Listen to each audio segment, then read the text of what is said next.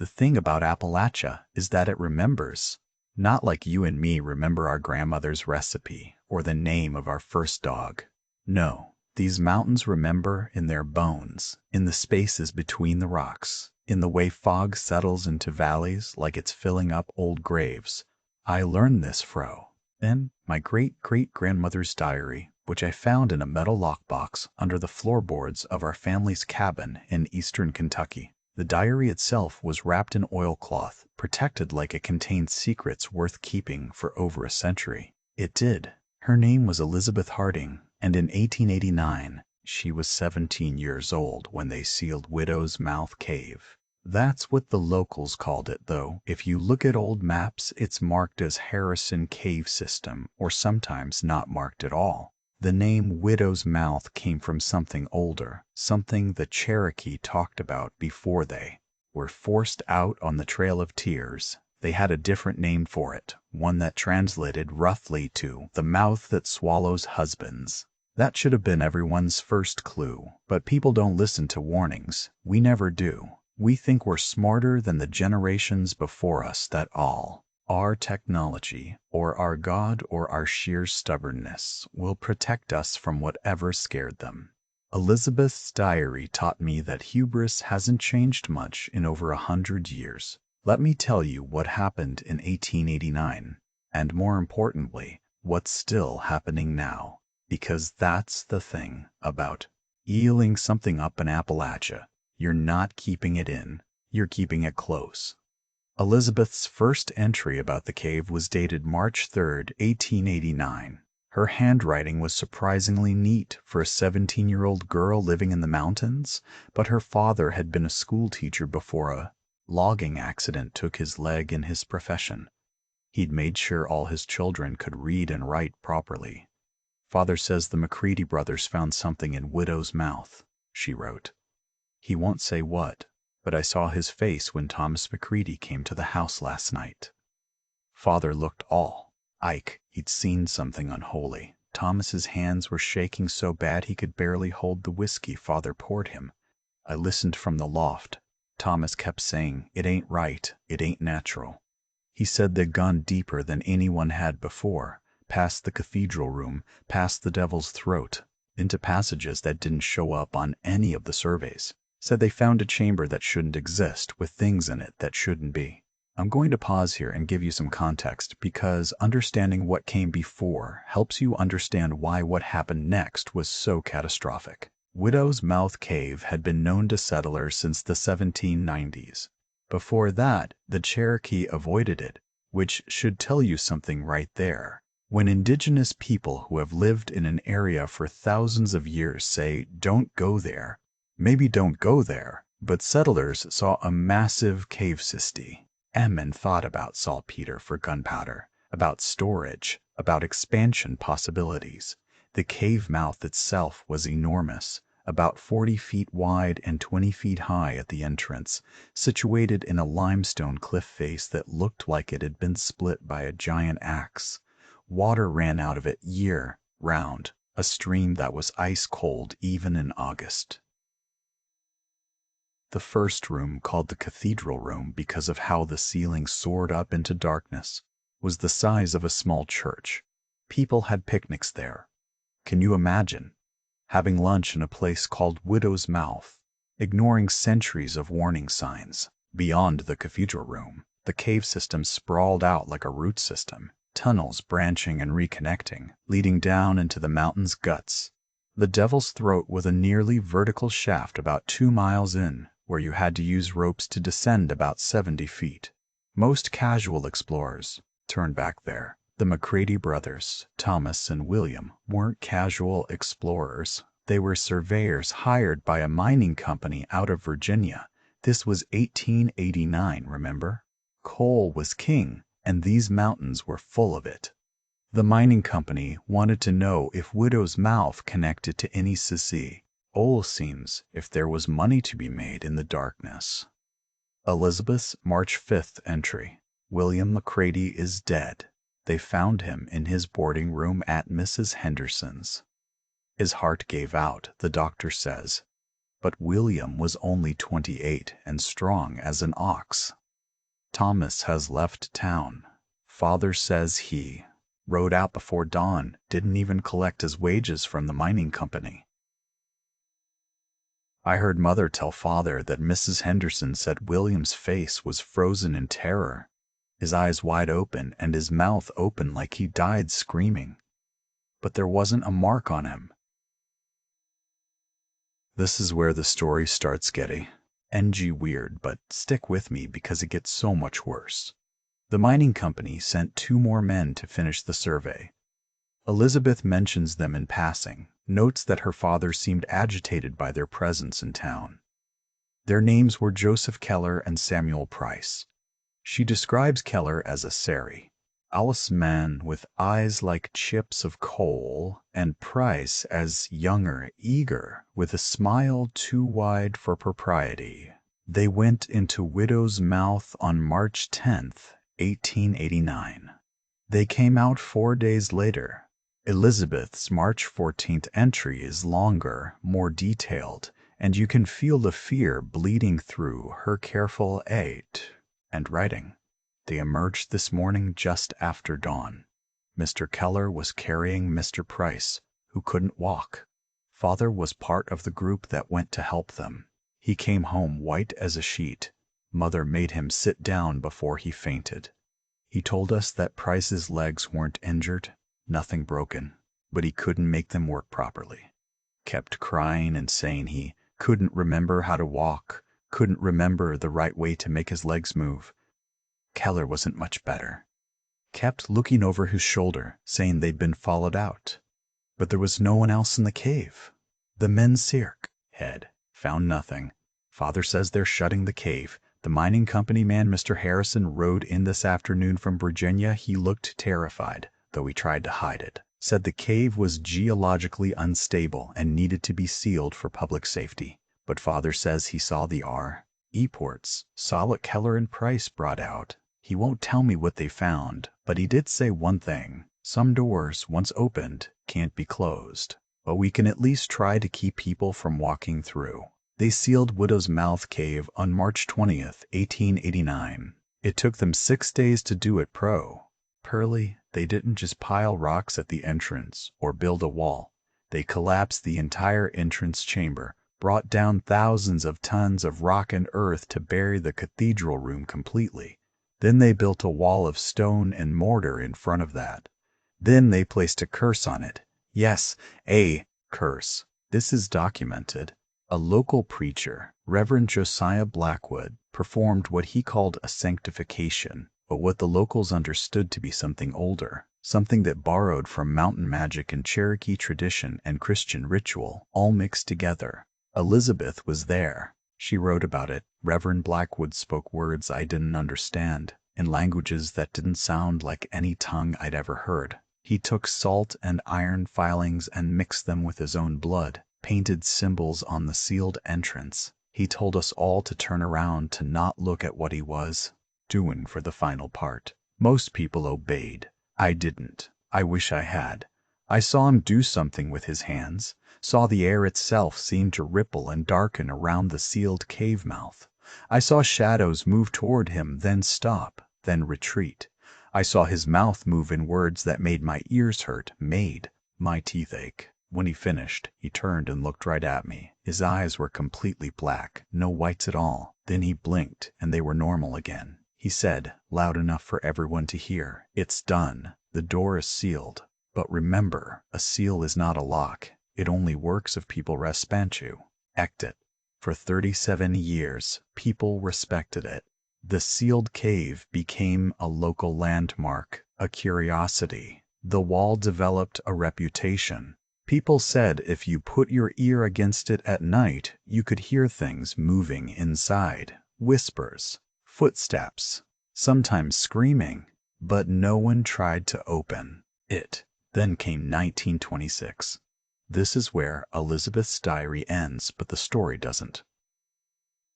I had to piece together what happened next from newspaper archives, from other journals and letters I found in my family's effects, from stories passed down and half remembered. My great-grandmother, Elizabeth Starr, tear Constance added notes to the diary later in life. Those notes are harder to read, the handwriting shaky, but they tell the next part. In 1926, a development company out of New York bought up a huge tract of land in the area, including the site of the sealed cave. They wanted to build a resort. This was during the brief period when Appalachia was being sold as an exotic vacation destination, a wild frontier for rich city people to experience authentic mountain life from the comfort of a luxury lodge. The company president, a man named Theodore Ashford, thought the sealed cave would make an excellent attraction. He'd heard the stories, but he didn't believe them. Why would he? He was a modern man in a modern age.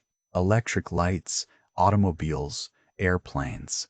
The world had changed since 1889. Old superstitions meant nothing. Constance's note, dated June 1926, they opened the cave to you. Mother is beside herself. She rode to the site and begged them to stop. They laughed at her, called her a superstitious old woman. She came home in tears saying, "We have to leave, have to get away before it's too late. Father won't listen, says she's being foolish. I don't know what to think." The company used dynamite. They blasted through the wall, cleared away the rubble, reopened the cathedral room. They brought in electric generators and strung lights throughout the entrance chamber. They were planning guided tours, wanted to map the entire system, turn it into an underground wonderland. The first tour group went in on July 3, 1926. 15 people, Theodore Ashford, 3 other company executives, 2 geologists, a photographer, a journalist, and 7 workers to help carry equipment. They never came out. A rescue party went in the next day. They found the electric lights till burning in the cathedral room. They found the equipment neatly stacked and organized. They found no signs of struggle, no blood, no bodies. They found the group's footprints leading deeper into the cave, past the cathedral room, toward where the devil's throat would have been. But here's the thing that made the rescue party turn back. They found footprints coming the other way too. The same footprints, the same boots, but walking back out. The tracks showed the group going in, going deep into the cave, then returning. But the people never emerged. The rescue party followed the return in tracks. They led back through the cathedral room, back toward the entrance. Then they just stopped, about 20 feet from the cave mouth. Stopped like the people making them had simply ceased to exist mid-step. Constance's note, they sealed it again. Did it faster this time, in just 2 days. Here mother says it's too late. Says the seal was only good once. That opening it broke something that can't be fixed. She's making us leave. Father argues, but she won't hear it. We're packing now. She says we're going to Ohio, as far from these mountains as we can manage. She says what was in the cave is out now, and it won't stop with the 15 who disappeared. This is where I need to talk about what was actually in that cave, based on everything I've researched and pieced together. Because here's the educational part, the part where I try to make sense of something that doesn't want to make sense. Appalachia is old. Not just old in terms of human settlement, but geologically ancient. The Appalachian Mountains are some of the oldest mountains on Earth, around 480 million years old. They've been worn down by time, rounded and softened, but they're deep. And in that depth, in all those millennia of existence, things have had time to develop in the darkness. Things that evolved or grew or simply came into being in spaces where light never reaches and time moves differently. The Cherokee stories about Widow's Mouth talk about it being a thin place, a spot where the boundary between our world and other worlds is permeable. They said something lived there, something that existed partially in our reality and partially in somewhere else. They said it collected people the way we might collect butterflies, interested in how we worked, how we moved, keeping us in a space that was neither alive nor dead, neither here nor there. The McCready Brothers report, which I found referenced in a mining company archive in Virginia, described finding a chamber about 3 miles into the cave system. The chamber was enormous, they said, bigger than should have been possible given the mountain size.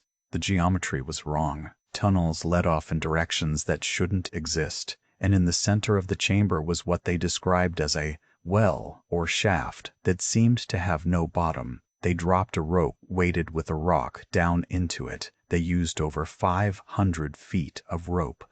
Never it bottom. Never heard the rock hit, but they heard other things coming up from that shaft. Voices. Specifically, they heard their own voices having conversations they'd never had, saying things they'd never had, saying things they'd never said. William McCready heard himself begging for his life. Thomas heard himself laughing, but it wasn't his laugh, wasn't his humor. It was something using his voice like an instrument. That's what killed William. That's what drove Thomas out of town. They'd heard themselves on the other side of whatever that shaft opened into, and they understood that there was a version of them, Al read. Ye down there, or would be down there, or had always been down there. Time didn't work right in that chamber. When Keller and Price went back in 1889, they went deeper. They rappelled down into the shaft. Price's journal was found on his body when he died 3 weeks after emerging from the cave. S. heart gave out, just like William McCready's. But before he died, he was lucid enough to write down what they'd found. At the bottom of the shaft, about 700 feet down, was another chamber. This one was full of things. Price struggled to describe them.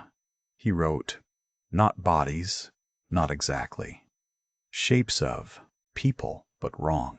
Like shadows that have weight. Like the idea of a person made solid. They moved like people, walked and gestured, but there was nothing inside them. Hollow things shaped like men and women and children, and they were all looking up at us. All those empty faces turned upward what? He must descend." Keller started screaming, said he recognized some of them, said one of them was his mother, who died when he was 7, said another was his brother, who was still alive back in Pennsylvania. Both of them, hollow copies, watching us with nothing in their eyes. They climbed back up. Geller had to drag Price, who'd stopped being able to control his body properly. Price wrote that he felt like he'd left part of himself down there, that something had reached into him and taken the part that knew how to be human, and he was running on memory, trying to remember the right way to mimmer, ove and think, and be. This is what the preacher sealed in 1889. Not just a cave, but an opening to a place where reality worked differently. A place that collected versions of people, or copies of people, or maybe the essential patterns of people. A place that was deeply interested in human beings, but didn't understand what made us alive. And in 1926, Theodore Ashford opened it again. The disappearances started slowly. A miner didn't come home from work. A teacher didn't show up for school. A child wandered off during a picnic. Normal things, the kind of disappearances that happened in rural areas. Except they kept happening.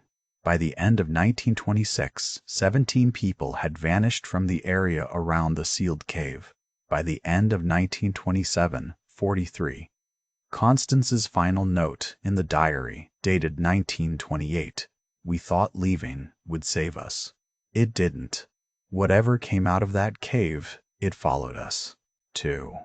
Or maybe it didn't need to follow. Maybe it's everywhere now, in all the dark places, all the thin spots. Father disappeared last week, walked into our barn and never came out. We found his boots just inside the door, neatly placed side by side, like he'd stopped being mid-step and whatever was in. His shape had walked on without them. Mother won't speak, just sits and stares. I see her looking at me sometimes with an expression that isn't quite right, isn't quite her. I'm writing this as a warning. Don't go into the dark places. Don't trust the mountains. They remember everything. And now, the prostate. I never remembering wrong. They're filling up with copies of us, hollow things that look right but aren't. And I'm terrified that I think I might be one of them. I can't remember yesterday clearly. Can't remember what I had for breakfast. Can't remember if I've always lived in Ohio or if I see right. Ami from somewhere else. The memories feel like they belong to someone else. Like I'm reading a story about a person named Constance rather than being her. If you find this diary, if you read this, check yourself. Check your memories. Make sure you remember how to be human. Make sure you remember how to be human. Make sure you're still, you. That's the last entry in the diary. I don't know what happened to Constance. Family records show she died in 1931, but there's no grave, no death certificate I can find. She just stops appearing in documents. The cave was sealed a third time in 1928. This time, they didn't just collapse it. A filled the entire entrance area with concrete, poured hundreds of tons of it into the cathedral room and every tunnel they could access. Then they built a concrete wall over that. Then they placed warning signs in 3 languages, English, Cherokee, and Latin. The signs are still there. I've seen them. They say, "This place is not a place of honor. No ugly Eastemy deed is committed here. What is here is dangerous and repulsive to use. The danger is still present. The danger is still present. The danger is still present. The danger is still the body, and it can kill. The danger is lunglashade only if you substantially disturb this place. This place, this place. Is best such end and left sunyenavided." Those words were later used for nuclear waste sites, but they were first used here in 1928 for Widow's Mouth Cave. You'd think that would be the end of it. It's not. People still disappear around that area. Not many, just 1 or 2 a year, but consistent. Hikers who wander off the trail, hunters who go into the woods and never come out. The local search and rescue teams have a name for it, the widow's mouth effect. They've learned patterns. People disappear most often in the fall, usually in October. They disappear near water sources. They disappear most often when they're alone, but not always. The bodies that are found, and most aren't, show strange characteristics.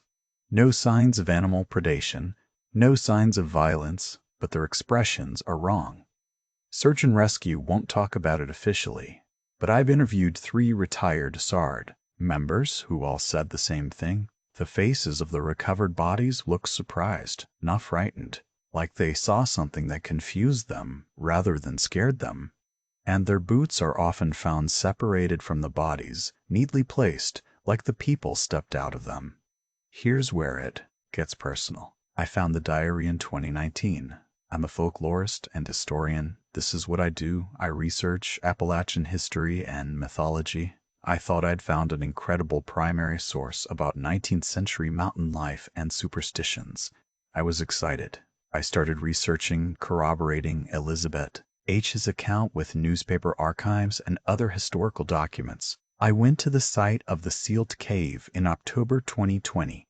I wanted to see it for myself, take photographs, maybe get some measurements of the seal for my research.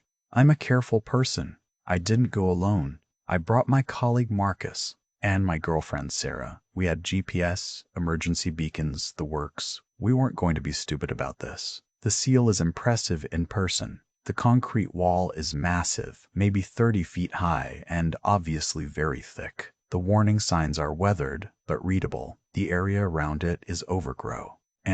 But there's a distinct lack of animal life. No birds singing, no squirrels, nothing. The silence is profound and uncomfortable. Sarah took photographs while I made notes. Marcus walked the perimeter of the seal, examining the construction. He's an architect by training, was interested in how you'd manage the engineering. I was recording observations into my phone when Marcus called out. "There's something weird here," he said. He was standing on the left side of the seal, about 20 feet from where we'd been. "The wall sounds hollow." I went over. He was right. When you tapped on moss, of the wall, it was clearly solid concrete, dull and heavy. But in one section, maybe 4 feet wide, it rang differently. Not quite hollow, but not as solid as it should be. "Probably just an air pocket in the concrete," Sarah said. "It's almost 100 years old." But Marcus was frowning. N. Oh, look at this. He pointed at the concrete surface. There was a pattern in it, visible only at certain angles in the light. A crack, but too regular to be natural. It formed a rough rectangle, like an outline of a door. I felt cold, despite the warm October afternoon. We should go, I said. Done. Don't you want to investigate? Marcus asked. This could be significant for your research. I didn't want to investigate. Every instinct I had was screaming at me to leave. But I'm also a researcher, and that part of my brain overrode the instinct. Just a few more minutes, I said. Marcus started clearing away vines and debris from around the crack pattern. The rectangle became clearer. It was definitely door-shaped, about 6 feet tall and 3 feet wide. And at the center, barely visible, was a symbol carved into the concrete. It looked like a spiral, but wrong, turning in a direction that hurt to look at. Sarah was taking photographs of the symbol when we heard it. A sound from behind the wall, a scraping like something moving through a confined space. Then a voice. It was my voice. We should go, my voice said from behind the concrete wall. The exact words I'd said a minute before, in my exact tone and inflection. We ran. I'm not ashamed to say it. We ran back to the car and we drove away, and we didn't stop until we were back in town. We didn't talk about it during the drive. What was there to say? That night in our hotel room, Sarah said, that didn't happen. We're T. I read the research got into our heads. We imagined it. But Marcus said, we all heard it, all 3 of us. That's not mass hallucination. I didn't sleep that night. I kept thinking about Constance's words. Make sure you're still you. How do you check that? How do you verify that you are the original version of yourself and not a copy, not something hollow wearing your shape? I started testing myself. I tried to remember specific details from my childhood. My first pet's name, Charlie, a tabby cat. My grandmother's address, 421 Maple Street, except was it Maple or Oak? The name of my T. Third grade teacher, Mrs. Henderson. Or was it Mrs. Harrison? The more I tried to verify my memories, the less certain I became. It's a psychological effect, I told myself. The power of suggestion. I was letting the diary and the experience at the cave get into my head. But then Sarah disappeared. We were back home in North Carolina. She went to the grocery store. She never arrived. Her car was found in the grocery store parking lot, driver's door open, engine still running, her purse on the passenger seat. Security cameras showed her getting out of the car and walking toward the store and rants. Then, between one frame and the next, she was gone. Not like she moved out of frame, but like she ceased to exist. One frame she was there, the next frame she wasn't. The police investigated. They found nothing. No signs of foul play, no evidence of abduction, no witnesses. She simply vanished. Marcus came to stay with me after that. We were both terrified. We'd opened something or gotten too close to something, and now it had taken Sarah. We spent days trying to figure out what to do. Go to the police with an insane story about cursed caves and hollow copies of people. Flee the stat. Pretend nothing happened? Then Marcus started acting strange. Little things at first. He'd forget conversations we'd just had. He'd repeat himself. He'd look at me with an expression I couldn't quite read, something that wasn't quite Marcus behind his eyes. One morning, I woke up and he was standing in my bedroom doorway, perfectly still, just staring at me. When I asked what he was doing, he said, I'm trying to remember how Marcus would stand, how he would breathe. I want to get it right. I left. Grabbed my keys and my wallet and ran. I don't know what happened to the thing that looked like Marcus. I blocked his number. Cut off all contact. Maybe that was a coward's move. Maybe I should have tried to help him. But I don't think there was anything to help. I don't think Marcus was in there anymore. That was 3 years ago. I've been researching obsessively since then, trying to find answers, trying to find a way to stop this, or at least understand it. I've collected dozens of accounts of similar disappearances throughout Appalachia, going back centuries. The pattern is consistent.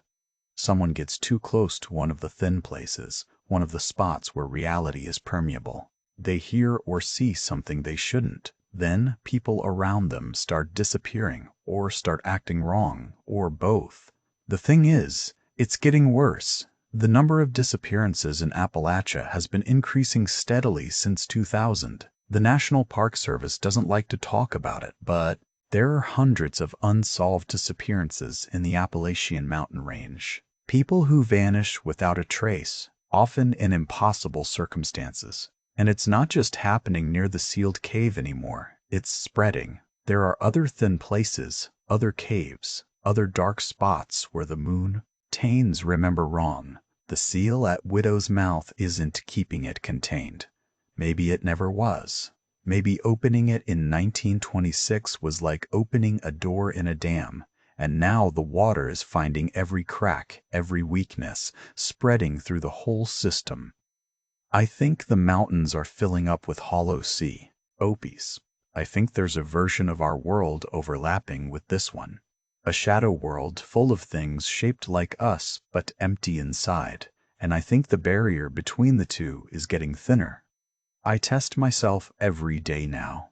I write down memories and check them against old journals, photographs, and the external verification I can find. So far, I seem to be consistent. I seem to still be me. But how would I know if I wasn't? Would a hollow copy know it was hollow? Or would it think it was real? Think it had memories and feelings and identity? There's a thought that terrifies me more than any oath.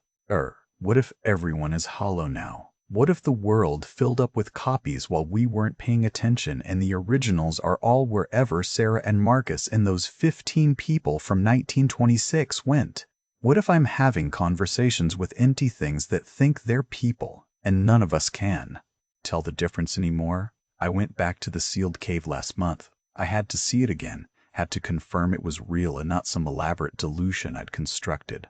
The seal is still there. The concrete wall still stands, but the cracked pattern Marcus found is bigger now. The door shape is Ravius, and the symbol at the center has changed. It's deeper, more complex, like it's been carved further into the concrete from the inside. I put my ear against the wall even though I knew I shouldn't. I heard movement inside. I heard voicement inside. I heard voices. I heard Sarah's voice saying my name. I heard Marcus laughing. I heard Elizabeth Harding reading from her diary. I heard people I've never met, conversations I've never had, my own voice saying things I've never said. And I heard footsteps, lots of them, an army of footsteps, all walking in the same direction, walking toward the wall, walking toward the door. I think they're coming out. I think whatever is behind that wall, all those hollow copies, all those collected patterns of people, they're getting ready to emerge, and when they do, I don't think we'll be able to tell them apart from ourselves. They've been practicing. They've had over a century to learn how to be convincing. The seal won't hold much longer. It was only meant to last as long as people respected it, and we stopped respecting it the moment we forgot why it was there. We turned the story into folklore, the warning into entertainment. We stopped believing the mount. Ains could be dangerous in ways that go beyond falling rocks and wild animals. But Appalachia remembers, and it's teaching its memories to things that shouldn't exist, filling them up with stolen patterns of humanity, getting ready to replace us with versions of ourselves that will fit better into the spaces the mountains are making. So here's my warning, the one I'm writing down and distributing however I can. Stay out of the dark places in Appalachia. Don't go into caves, especially ones that are sealed or warned against. Don't investigate strange sounds or voices. Don't trust your memory if you've been too close to the thin places. And most importantly, check the people around you. Really look at them. Make sure they're moving right, breathing right, being right. Because they sealed the cave in 1889. Tried to lock away something that shouldn't be let loose. They failed.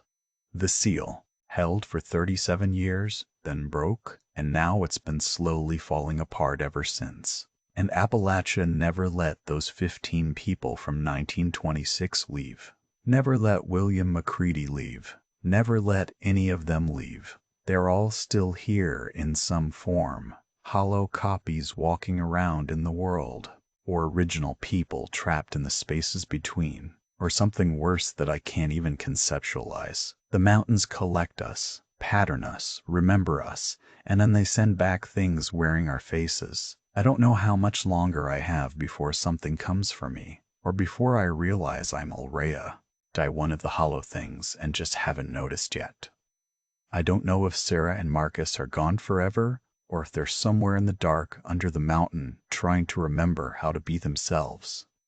What I do know is this. The people who sealed the cave in 1889 were trying to protect us from something that had been in these mountains for millions of years, something that evolved or emerged in the deep darkness where no light reaches. They understood that it was dangerous. They respected it enough to try to contain it. We didn't respect it. We broke the seal because we didn't believe they'd warnings. And now, Appalachia is filling up with copies of us, hollow things learning to be human, and the originals are disappearing one by one into spaces that shouldn't exist. The mountains remember. They remember every person who's ever walked through them, every life that's touched these old stones. And now they're bringing back those memories in forms that can walk and talk and pretend to be alive. The seal is breaking, the door is opening, and something is coming through that looks exactly like us but isn't us, has never been us, will never truly be us. They sealed the cave in 1889. Appalachia never let them leave, and now it's not letting any of us leave either. We're all being collected, pattern by pattern, memory by memory, until the mountains are full of hollow versions of humanity and the originals are lost in the dark forever. Check yourself, check your memories, make Sue, rear still you, and whatever you do, stay away from the sealed places, because the seal was never about keeping something in. It was about keeping something from spreading out, and we broke it. We let it spread, and now it's too late to seal it back up. The mountains remember everything. NT. Hey, they're teaching those memories to things that shouldn't exist. Things that look like us. Things that are learning to be us. Things that might already be us. And we just haven't realized it yet. I'm going to end this here. I'm going to leave this account where someone can find it. Because I'm going back to the cave one more time. I need to see behind that wall. I need to know what happened to Sarah and Marcus. I need to know if they can be brought back, or if they're already gone, or if there's something else now. And I need to know if I'm still me, because the more I write, the more I wonder if I ever came back from that visit in October 2020. Maybe the thing that's writing this is a copy, a hollow version that thinks it's the original. Maybe the real me is behind that wall, with Sarah and Marcus and everyone else the mountains have collected. There's no way to know for sure. That's T. The real horror of it. The copies are perfect. They have our memories, our mannerisms, our faces. They believe they're us. And maybe belief is enough. Maybe if a copy believes it's human strongly enough, it becomes human. Or maybe we're all just hollow things pretending, and there never were any or here. Janals. Maybe the mountains have always been full of copies, echoes of echoes, and the idea of an original human self is just another story we tell ourselves to feel real. They sealed the cave in 1889. Appalachia never let them leave. The seal is breaking, and we're all, every one of us, walking toward the door. Make sure you're still you. And when you can't make sure anymore, when the memories start feeling like they belong to someone else, when you catch yourself standing wrong or breathing wrong or being wrong, well, maybe that's when you'll know you've already gone through he door, and the thing that came back out is doing its best to remember how to be human. The mountains are patient.